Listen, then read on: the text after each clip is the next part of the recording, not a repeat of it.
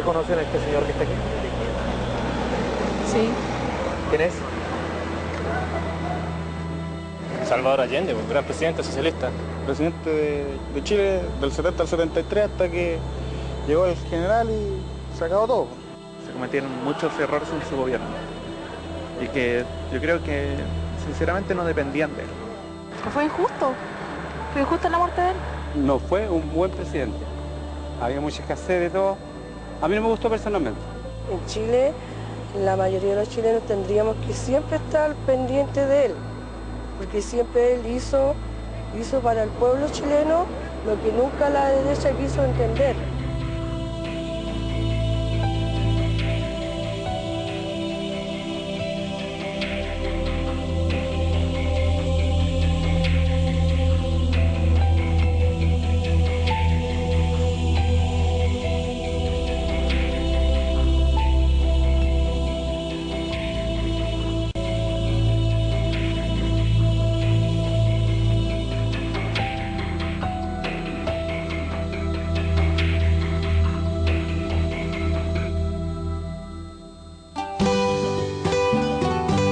El presidente Allende surge como un dirigente estudiantil en los años 20, 30, en un periodo muy convulso en Chile, que hubieron distintos golpes militares, pero que desemboca en los gobiernos del Frente Popular. Fue un periodo que duró desde fines de los 30 hasta el 73, en que hubo un gran pacto histórico, en que la vieja oligarquía terrateniente negoció que no le tocaran sus tierras, sus grandes latifundios, pero aceptó un cambio en el sentido de desarrollo del movimiento sindical obrero, de un proceso de industrialización en Chile, de un proceso de mayor democracia en el país. En ese tiempo, estoy hablando de mi niñez, años 40, 50, en Chile solamente habían partidos políticos que planteaban posibilidades de cambio, como el Partido Comunista, que estaba siendo muy perseguido, estuvo un tiempo considerable en la ilegalidad. Y el Partido Socialista era el otro partido de izquierda que planteaba los cambios, pero que era un partido considerablemente inorgánico, desordenado, con fracciones internas, luchas intestinas. Entonces, ninguno de ellos planteaba una alternativa muy concreta de cambio. Estos dos partidos de izquierda que se articulaban a veces con el Partido Radical y formaban un frente, fue el Frente de Acción Popular el año 1956, posteriormente la Unidad Popular, habían dado lucha desde el interior de la Constitución política, desde el interior del Congreso, tratando que desde la ley establecida y desde la legalidad establecida pudieran hacerse cambios importantes, estructurales en la sociedad nacional. Allende se forma en esa experiencia, en la experiencia del Parlamento, en la experiencia de llevar a cabo desde el gobierno estos cambios sociales. Eran dirigentes que tenían una fuerte convicción en la importancia de la institucionalidad. Pero habían fracasado. La percepción nuestra es que habían fracasado. No lo habían logrado y nunca habían alcanzado la presidencia.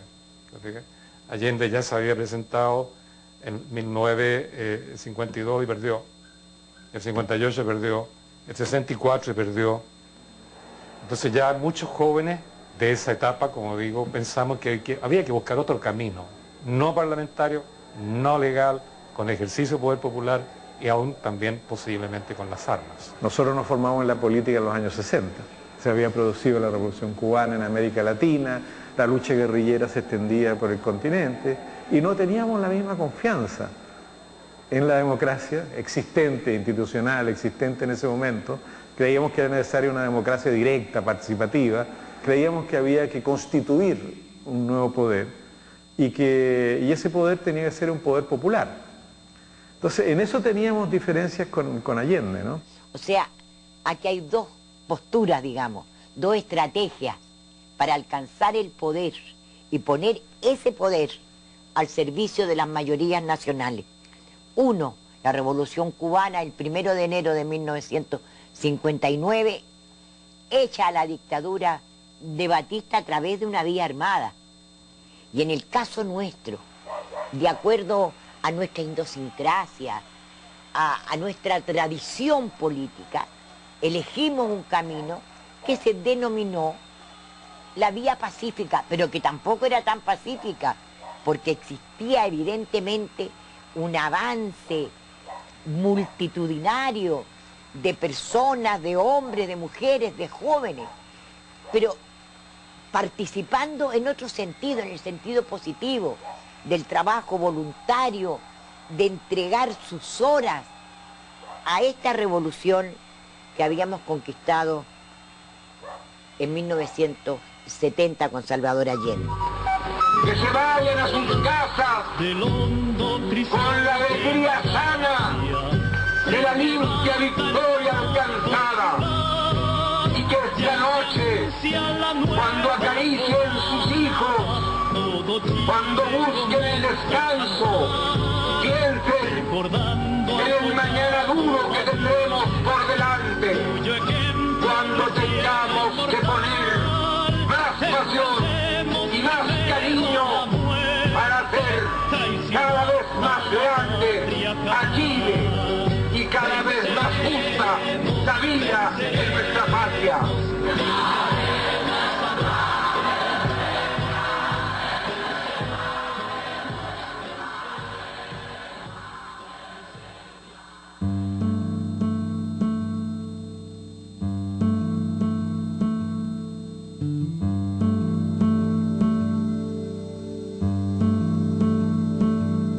La Unidad Popular nace de una cuna gloriosa de la unidad del movimiento sindical y de la unidad de amplios sectores ciudadanos.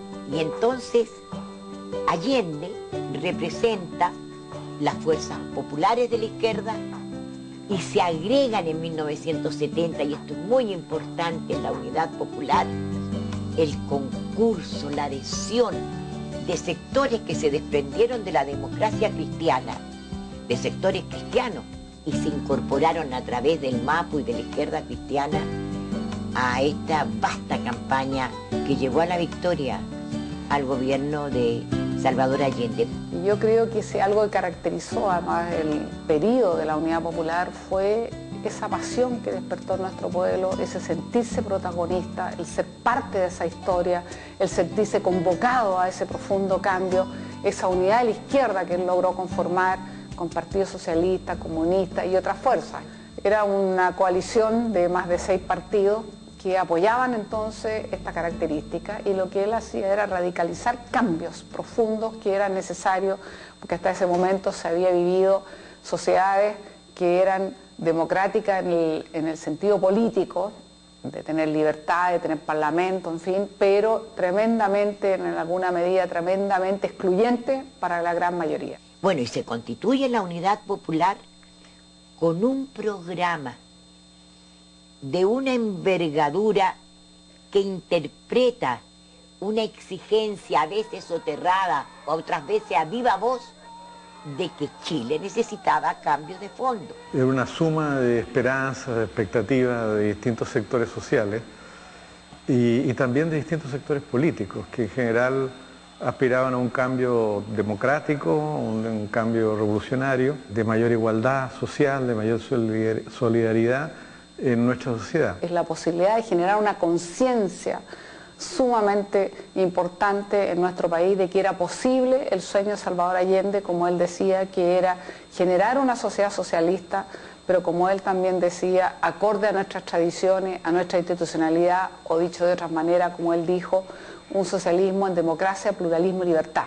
Claro, como en todas coaliciones de gobierno y como en todo proceso revolucionario, existen puntos de vista diferentes. La sabiduría del gobernante, la inteligencia de las coaliciones que conforman el soporte político del gobierno tienen que empujar hacia la convergencia. Nosotros estábamos por esta vía pacífica y así fue conquistado el gobierno, y Allende fue respetuoso de la Constitución chilena de 1925, que tuvo alguna reforma en 1933. Cuando gana la elección, Allende en 1970 fue para nosotros una gran sorpresa, ¿no? Una gran sorpresa. Y por eso es que nos comenzamos a preguntar, bueno, ¿qué va a poder hacer Salvador Allende como presidente de este país con el apoyo de la Unidad Popular y teniendo una votación significativa, ¿no? Porque ganó con un 30 y tantos % de los votos, pero que era un tercio, ¿no? de la base parlamentaria necesaria para gobernar? ¿Qué podía hacer en esas condiciones?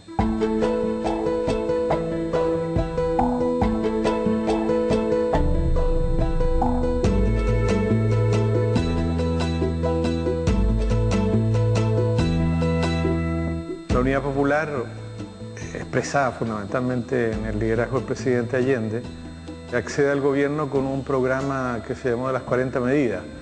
Y estas medidas yo creo que reflejaban lo que era la aspiración de amplios sectores de nuestra sociedad, sectores medios, sectores populares, campesinos, trabajadores. La base sustantiva de este programa que interpreta estos sectores amplios de la izquierda chilena y más allá de la izquierda chilena, plantea en primer lugar la nacionalización de nuestras riquezas fundamentales, el cobre, el salitre, el hierro y el carbón. Y ahí demuestra un presidente visionario que entendía que nuestras riquezas naturales, como decía él, tenía que estar al servicio del pueblo, tenía que estar al servicio de las mayorías, tenía que estar al servicio de los que tenían menos, tenía que servir para el conjunto del país y no como hasta ese momento había sido unas grandes empresas transnacionales propietarias que explotaban el cobre, recurso por cierto no renovable, y que se llevaban las ganancias hacia afuera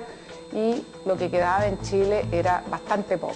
El 2 de diciembre, recién asumido el poder, Salvador Allende firma un acta con la Central Única de Trabajadores, un acta que tiene toda la solemnidad, toda esta participación real de los trabajadores en nuestro país, el aumento de salario, en poner en movimiento la capacidad productiva de la pequeña y mediana empresa, en nacionalizar los monopolios textiles, la banca privada, 17 bancos, el comercio exterior, en condiciones también desfavorables. La batalla de la producción. Lo que nosotros llamábamos la batalla de la producción. Allende plantea en ese programa la expropiación de las 80 hectáreas, hasta las 80 hectáreas de terreno, para hacer producir la tierra.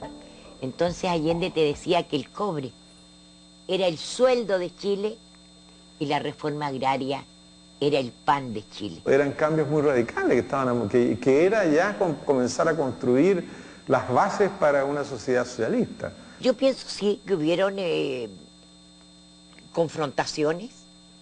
Algunos sectores planteaban el poder popular, la creación de un poder popular al margen del gobierno.